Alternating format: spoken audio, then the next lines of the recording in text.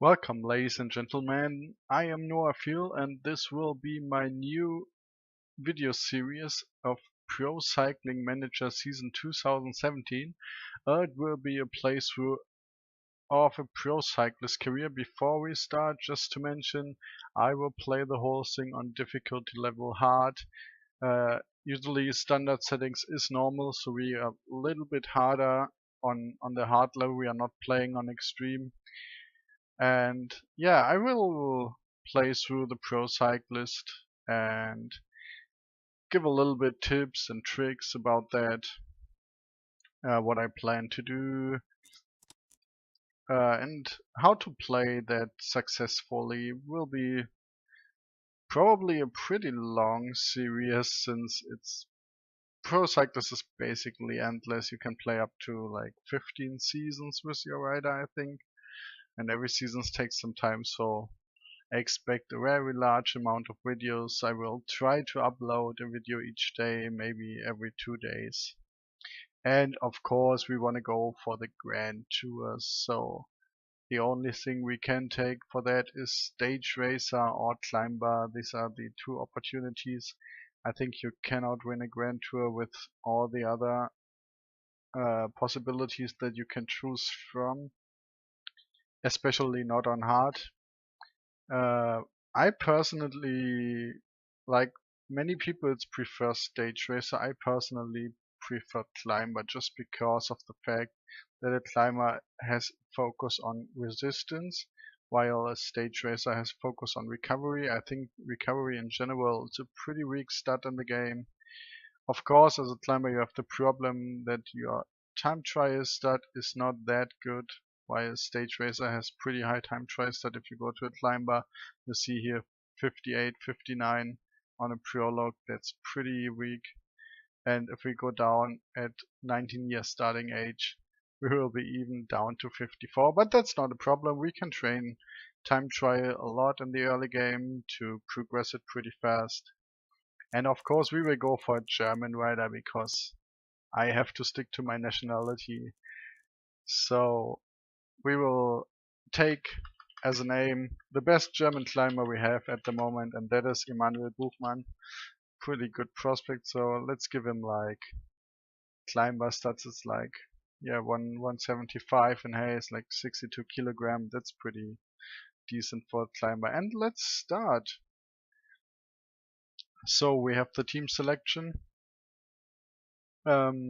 Usually you don't want to go to a Continental Pro team in your first season because they usually ride point run races or HC races, and it's pretty tough for a young rider like at the age of 19 with the starting stats to win any point one races. You are not even eligible for the HC races, and you have to win your first race to be eligible for HC. So better go to a Continental team for the start, so you can ride under 23 races that are much easier in the beginning.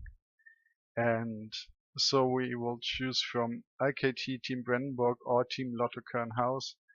We will stick in this case with Team Lotto Kernhaus just because the roster is bigger. So, and we are not the best rider yet. We will progress a lot through the season. They have a better roster and they have a bigger roster. So bigger roster means you can choose from more races usually. With a 12-man roster, your races are pretty limited. With a 17-man roster, you can attend to way more races, so you can choose what you like to.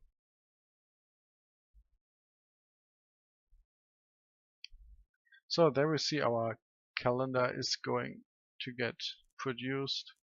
We have the preseason, and the first thing that you have to do if you go to the season objectives, you have to set your objectives.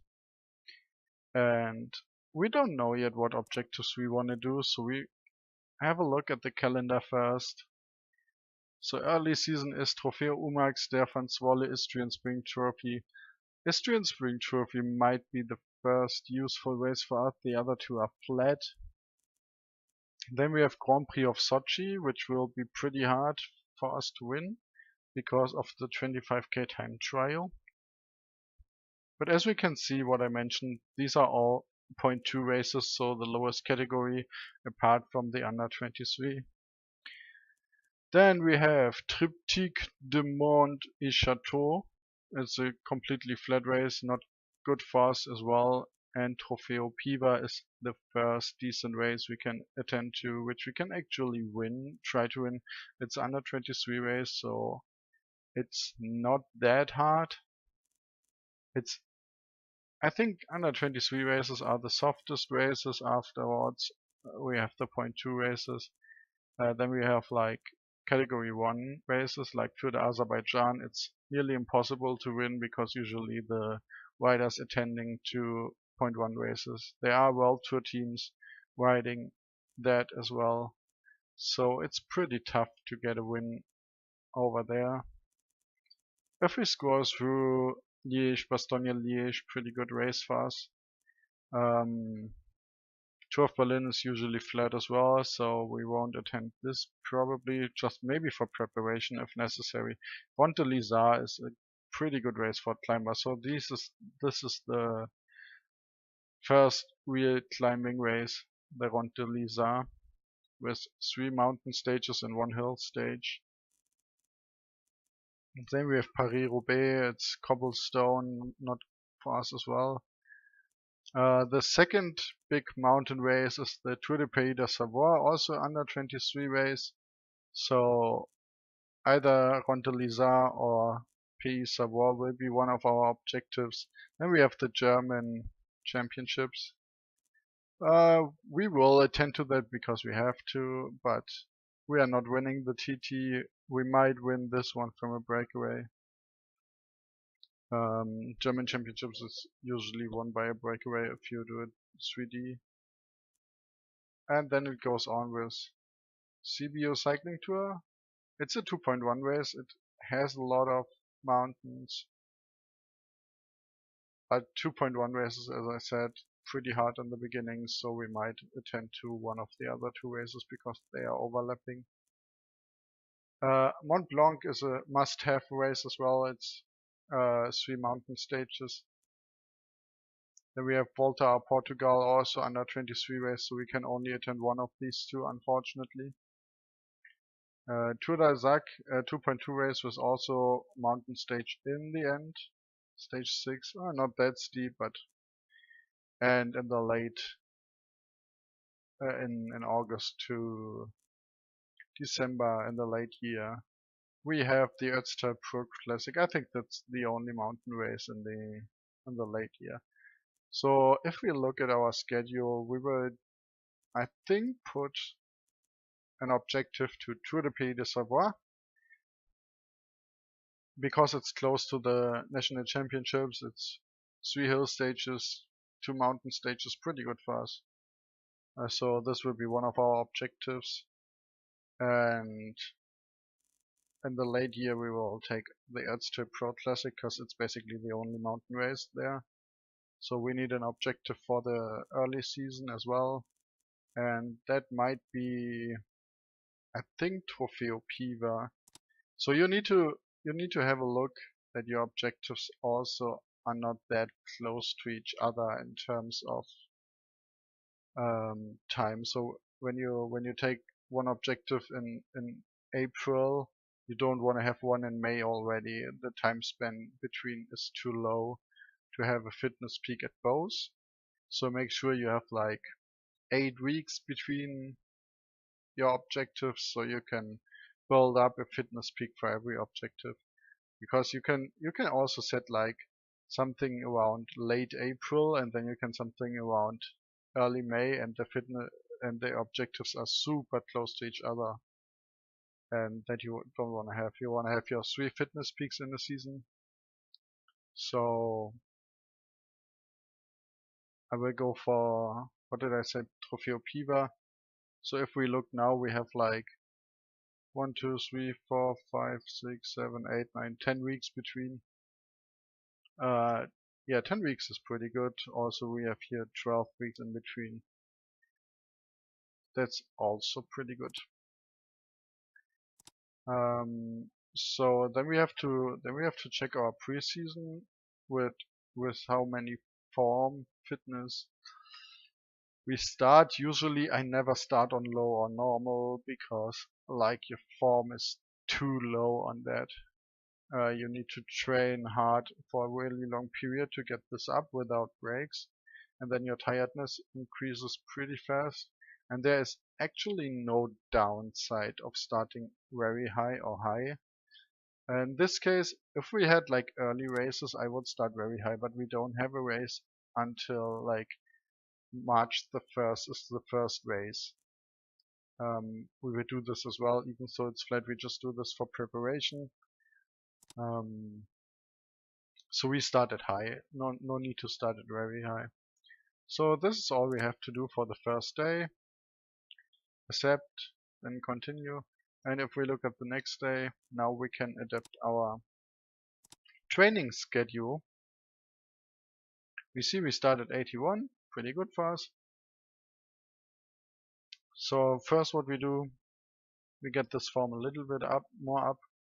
So we usually train 3 weeks hard, then make a break week.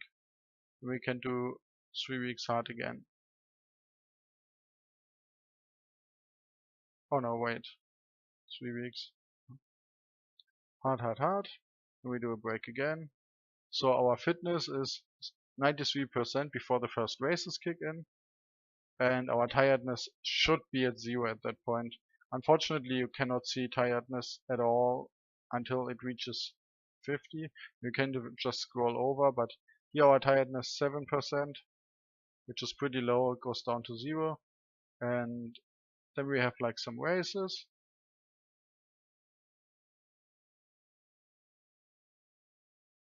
Hard. And you see it's kicking in here, so we need to have a break week here. Before tiredness 48%, break week it goes down to 29. And we have to look at our schedule. So we have the Tour of Sochi, History and Spring Trophy, Umax, Derfan Zwolle. I would like to have a race in between, so we need to uncheck this to have Trofeo Piva inside because this is our objective. I think we can even have a break week in here. Wait, I need to check. So yes, Trofeo Piva is April the 2nd, so we can make a break week here as well.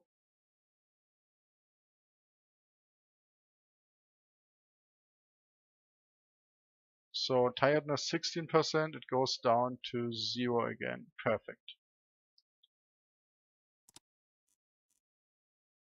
So always make sure that we have like some races after Trofeo Piva as well, because we want to have our fitness peak in here. Fitness peak lasts usually for 2 weeks, so we want to have 2 races afterwards. It's perfect. We have Circuit des Ardennes International, which is, yeah, not pretty good for us, but at least it has like 2 hill stages where we can try to do something. And also the flat stage is like kinda hilly. Tour de l'Or, Cher et Provost has 5 flat stages. I think I'm not attending to this. So rather take a different race. This one, for example. But we can set this later. So our early season is definitely History and Spring Trophy, Grand Prix of Sochi, and then Trofeo Piva. So we need to have races before Trofeo Piva so we can build up some, so we can increase our fitness peak, because every race gives 3 points for the fitness peak. And you cannot do it only by training, you need to have races. So we need to take every race we can get. And that's it for the moment, I think. So we only have 7 points left for the moment. We will do adjustments at a later stage. We have the training for the early season until here basically. circuited latence. Until here it's fine because we have like 5% tiredness, 11%. It's all in the green area. As long as this is below 50%, everything is fine. And we have like 98% fitness when we hit Trofeo Piva, which is pretty good as well. So that's it for the moment. And now we will start simulating until March.